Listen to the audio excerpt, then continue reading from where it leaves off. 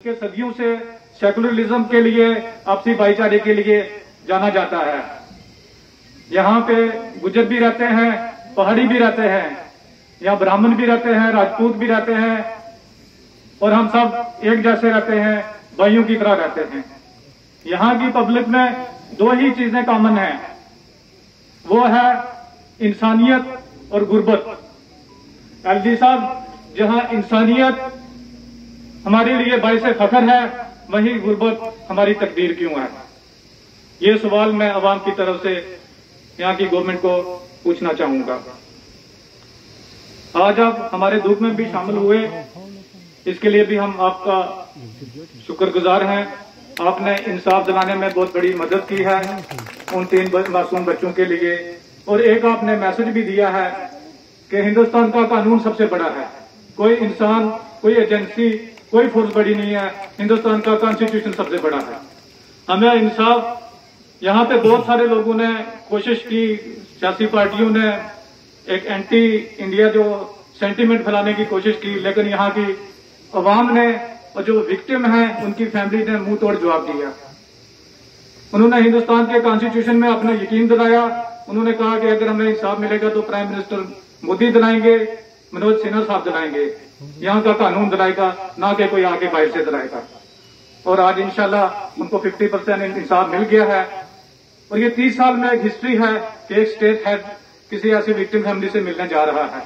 ऐसा पहले कभी नहीं हुआ है। इन पहाड़ों में कोई फैक्ट्री नहीं है एलजी साहब, कोई मेवा नहीं है। यहाँ पे सिर्फ एक ही फसल होती है, मक्की की फसल, जो सिर्फ सेल्फ सस्टेनेंस के लिए ही होती है, कमर्शियल लेवल पे नहीं होती। अगर कोई इसको बेच के दवाई वगैरह लेना भी चाहे तो उसके लिए कोई खरीदार नहीं होता। जिसके घर में 2 मन चावल हो जाए उसको सबसे यहाँ का अमीर तरीन इंसान समझा जाता है। तशरीफ लाते हुए आपने देखा होगा यहाँ इमारतें हैं, सड़कों का जाल बिछ रहा है, तमीर तरक्की के काम चल रहे हैं, लेकिन मैं आपसे कहना चाहता हूँ कि ये इमारतें खोखली हैं।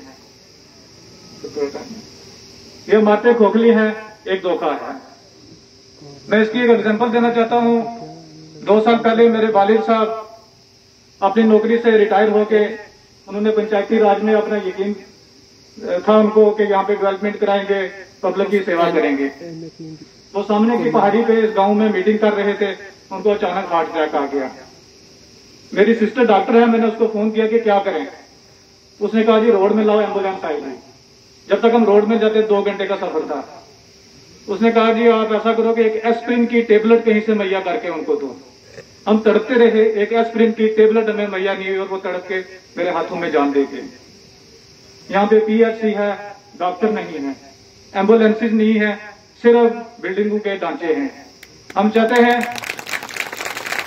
हम आपसे ज्यादा डिमांड नहीं करेंगे, हम चाहते हैं कि हेल्थ और एजुकेशन पे फोकस रखा जाए। दिल्ली की सरकार ने सिर्फ 2 काम किए, एक उन्होंने मोहल्ला क्लिनिक बनाया और दूसरा उन्होंने स्कूल को इम्प्रूव किया, और दूसरी बार वो सरकार में 64 सीट लेके आए। हम आपसे वादा करते हैं, आप 2 साल काम कीजिए, आप एजुकेशन और हेल्थ हमें दीजिए, हम 90 की 90 सीट आपकी झोली में डालेंगे। एलजी साहब, मैंने मास्टर्स ऑफ एनवायरमेंट साइंस करने के बाद अपना छोटा सा एक बिजनेस लगाया था, लेकिन वालिद साहब की मौत की वजह से मुझे इस सिस्टम में आना पड़ा। यहाँ के गांव के लोगों ने मुझे सरपंच बना दिया, फिर बड़े ही उम्मीद से, बड़े ही प्यार से ब्लॉक डेवलपमेंट काउंसिल का चेयरमैन भी बनाया। मैंने इन 2 वर्षों में देखा है कि हमारे गांव कितने खोखले हो चुके हैं। यहाँ से रोजगार की तलाश में, इलाज की तलाश में लोग शहरों में भटक रहे हैं, जिसकी वजह से हमारी यहाँ की जमीन जो है बंजर होती जा रही है। इन 2 पहाड़ों के बीच की वादी निहायत ही जरखेज है। यहाँ का एक लड़का 10 किलोमीटर दूर से पैदल चल के इसी स्कूल से पढ़ के टॉप रैंक में उसने आईएएस किया है। हमारी एक पंचायत परोड़ी के लड़के ने आईपीएस किया है। यहाँ लड़के और लड़कियां डॉक्टर भी हैं, इंजीनियर भी हैं। ये वही लड़के और लड़कियां हैं जिनके पास थोड़ा असासा था, जो 10th पास करने के बाद यहाँ से निकल गए, कोचिंग ली और किसी मकाम पे पहुंच गए। उन्हीं का भाई, उन्हीं का कजन, जिसकी जीन, जिसकी जेनेटिक सेम है, शक्ल सेम है, वो गुर्बत से यहीं जूझ रहा है, जिसके लिए यहाँ पे रोजगार का कोई वसाइल नहीं है। हम लगातार आपकी तकरीर एलजी साहब सुनते रहे हैं। आप बांडीपुर में गए, आप कुलगाम में गए, आप अखनूर गए, आपने एक ही बात की कि मैं वादा नहीं करूंगा, हम एक्शन करेंगे। एलजी साहब ने कहा है कि हम एक्शन करेंगे। हम भी चाहते हैं कि यहां भी आप कुछ एक्शन जरूर करेंगे। अगर यहां का लड़का आईएएस कर सकता है, देश की सेवा कर सकता है, इंजीनियर बन के इंफ्रास्ट्रक्चर डेवलपमेंट में अपना हिस्सा डाल सकता है, फौज में भर्ती होके इस देश के लिए जान देने का जज्बा कर सकता है, तो जाहिर सी बात है ये जमीन बड़ी जरखेज है। एलजी साहब, हमें आपकी थोड़ी सी मदद चाहिए। इस इलाके को, इस जमीन को, इस फर्टाइल जमीन को थोड़ा सा अपने हाथों से सींच दीजिए। आज से 10 महीने पहले union minister for parliamentary affairs prime minister outreach programme में कोटरंका में आए थे। हमने उनको बड़ी उम्मीद से ये डॉक्यूमेंट बना के दिया था। ये मैं जनाब की नजर करना चाहूंगा।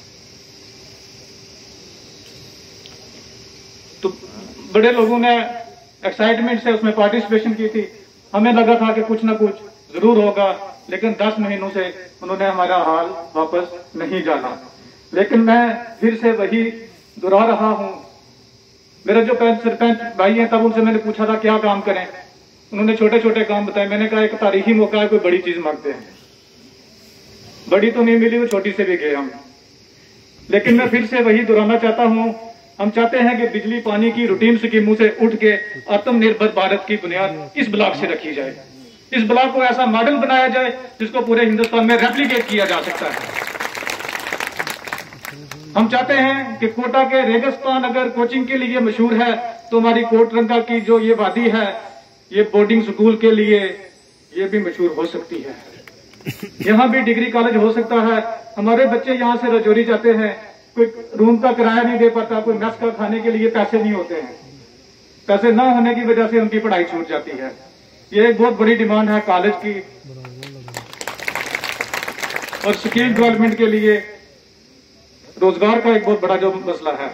आमदनी के ऐसे वसाइल बनाए जाए जो मजदूरी से, दिहाड़ीदारी से उठ के ऊपर हो, जिसमें कम्युनिटी पार्टिसिपेशन हो, हर घर में रोजगार हो, हर घर को 10-20 हजार रुपया मंथली आए, ताकि ये गुर्बत की बीमारी जो खत्म हो सके। उसके लिए डेयरी फार्म के लिए ये एरिया बहुत अच्छा है। पोल्ट्री फार्म के लिए है, हर्बल फार्म, फूड प्रोसेसिंग, वूल प्रोसेसिंग, हैंडलूम, इको टूरिज्म और एडवेंचर टूरिज्म।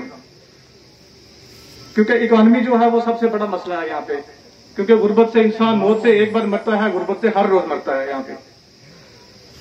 अब मैं शादी करूंगा क्योंकि आपने भी बोलना है। कुछ डिमांड है, ये मेरे पे बहुत प्रेशर है, ये पढ़नी जरूरी है। जैसे डिग्री कॉलेज की डिमांड है, VRI को स्ट्रेंथन करने की है। चीफ सेक्रेटरी साहब की क़यादत में शीतल नंदा मैडम ने बहुत काम किया है पंचायतों को स्ट्रेंथन करने के लिए, और फारूक खान साहब ने बड़ा काम किया है। उसके बाद कंट्रेक्चुअल स्टाफ है हमारा MG नरेगा का, वो 10-10, 12-12 साल से जॉब कर रहे हैं, ओवर एज हो गए हैं। उनके लिए भी कुछ सोचा जाए। रहबर एक खेल है, NYC है, सड़कों के मसले हैं, अंश इरिगेशन। बाकी हमारे सरपंच हजरात ने बताई दी है, रिपीट करना कोई फायदा नहीं है। कोटरंका खवास रोड है, वहां से डिमांड आई थी, उसमें फंडिंग नहीं आ रही है। ITI टूरिज्म है, एक ITI सैंक्शन हुआ था, अभी तक क्लासेस स्टार्ट नहीं हुई है। और बहुत सारे मसले हैं, अब ये मैं आपसे बाद में मिलकर बता दूंगा। और मैं आपको मुबारकबाद देना चाहता हूं कि 2-3 महीने से जब से LG साहब आए हैं, सारा निजाम चेंज हो गया है। सड़कों के काम भी बड़े फास्ट ट्रैक पे चल रहे हैं। यहाँ की डिस्ट्रिक्ट एडमिनिस्ट्रेशन बहुत अच्छा काम कर रही है। DC साहब के दरवाजे 24 घंटे हमारे लिए खुले रहते हैं। बड़ी अच्छी सिलेक्शन करके इन्होंने SSP साहब को भेजा है। हम उनको व्हाट्सएप पे मैसेज करते हैं, वो एक्शन करके कॉल बैक करते हैं। एडिशनल DG शेर सिंह साहब और बाकी भी बहुत जो हमारे यंग KS ऑफिसर हैं, बहुत अच्छा काम कर रहे हैं। शाना बिशाना हमारे साथ खड़े रहते हैं। और आखिर में ये मैं कहना चाहूंगा कि जो रोजगार है, रोजगार के बारे में सोचा जाए। जो सब्सिडी स्कीम है, इनसे चाहे पैसा कम कीजिए।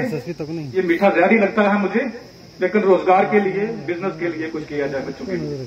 क्योंकि BTech M.Tech किए हुए बच्चे मुझे कॉल करते हैं, कहते हैं जावेद भैया एक 10,000 की नौकरी दिला दो, तो मेरी आंखों से आंसू निकल आते हैं, क्योंकि मैं अपने आप को बेबस फील करता हूँ।